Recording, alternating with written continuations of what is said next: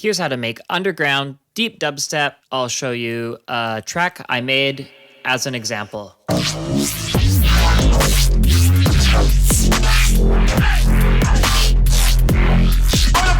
Groovy.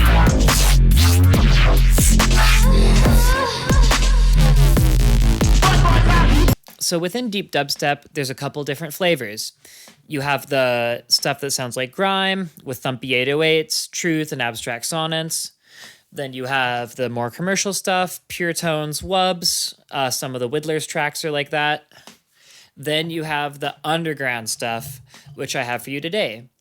So this stuff is built on 3 pillars. It's resampled drum breaks, NEURO basses, and cinematic ambience.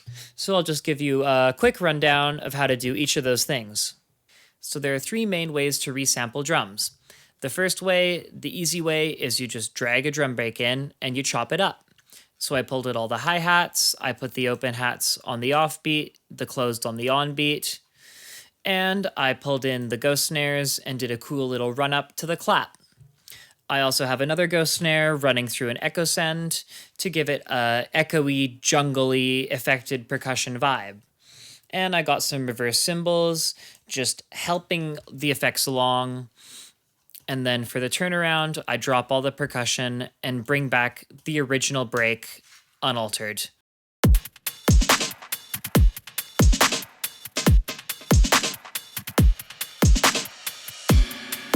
Now for post-processing, the big secret is you're going to want to use punchy, modern stuff on the bottom, your kick snare, and you want to sidechain the old stuff to the new stuff with a compressor. Now you're going to want to use a high knee, and what that's going to do is make a really chill, mellow, gluey compression that just works. I also sidechain with a ducker, so all the tight percussion just hits 0 whenever the K clap hits. But yeah, compressor with a high knee, specifically for the drum break part. I have some Kiss of Shame, a little bit of tape distortion, and another plugin you want to know is the RX950. Now this mimics the audio degradation of the Akai sampler, and what you get is another chill, mellow roll-off of the high end. So this is great to put on your old percussion. It just makes the old stuff more mellow, so your new stuff really pops. You can put it on your effects, so your effects are really mellow and your drop synths pop. It reduces dynamics a little. It gives you a little bit of heat and crunch when you overdrive it. It's everything you could want, and it's free. Now, the second way to resample drums is with an Amigo sampler. This is another emulation. It's an emulation of the old Amiga sampler, and so in the 90s, kids would use these to rip apart pop songs and make electronic music. You can use it in trigger mode, and you put these little slices here and play it on your keyboard, or you can just bounce it to audio and go to option A. It's got sample rate, it has a phaser built in, and it has the Akai jungle vocal stretching, so you can make Akai jungle vocals. The third way, you just take your original drum break and then you give it a right click and slice to new MIDI. I already did that down here, and it just gives you a little MIDI hit for each hit, and you arrange it however you want. The next ingredient for deep dub is cinematic ambience.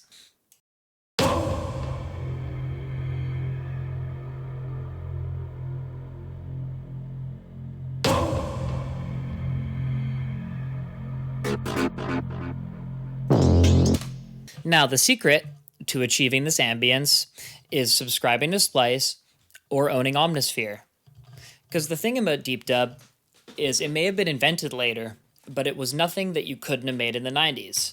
So back in the 90s, little singles were on sale for a couple pounds.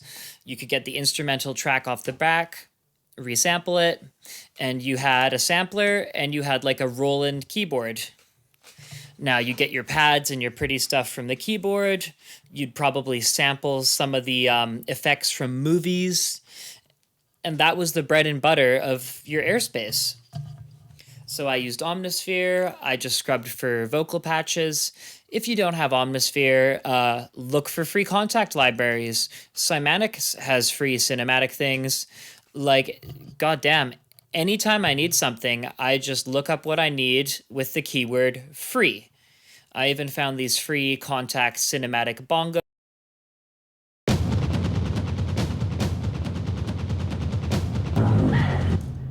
Like, damn, completely free. So yeah, you gotta think like Hans Zimmer, right? Like Hans Zimmer doesn't sound design his frickin' ambience. He owns Omnisphere. Like, he writes music on a sheet of paper and other people play it. So you need to write music in your DAW and make frickin' Omnisphere play it. So the final ingredient is your NEURO bass. Mine sounds like this. Yours will be different. So what you're gonna do, you're gonna start with a Res, which is just gonna be 2 detuned saws. You can add the stereo with a plugin. You can add it with unison, bit of filter distortion, and you're gonna do a lot of EQ automation. So adaptive Q can be on or off. Oversampling can be on or off.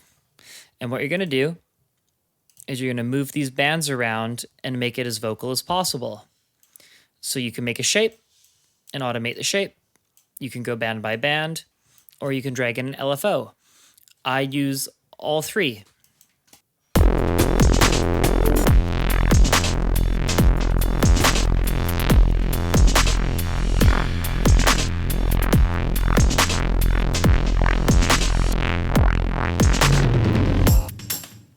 Then you're gonna do it again.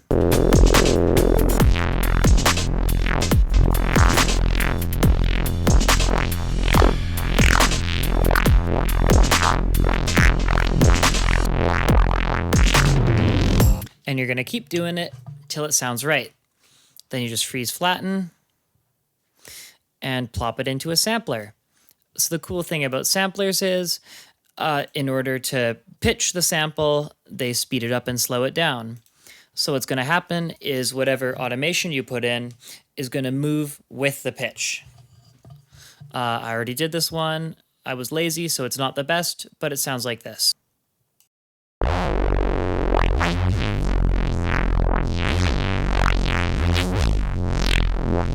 The final step, optional, you get yourself a morphing filter and you automate the morph and the starting frequency with the internal filters here.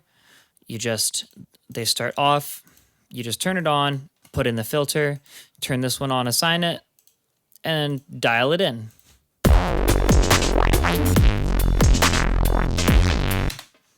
And of course, you're going to use a bunch of OTT, a bunch of Camel Crusher, whatever you want to make it sound like mine did.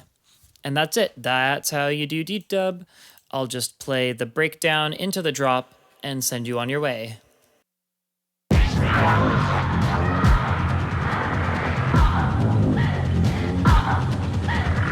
I didn't believe a man existed who could not be stopped by a slug from 45. You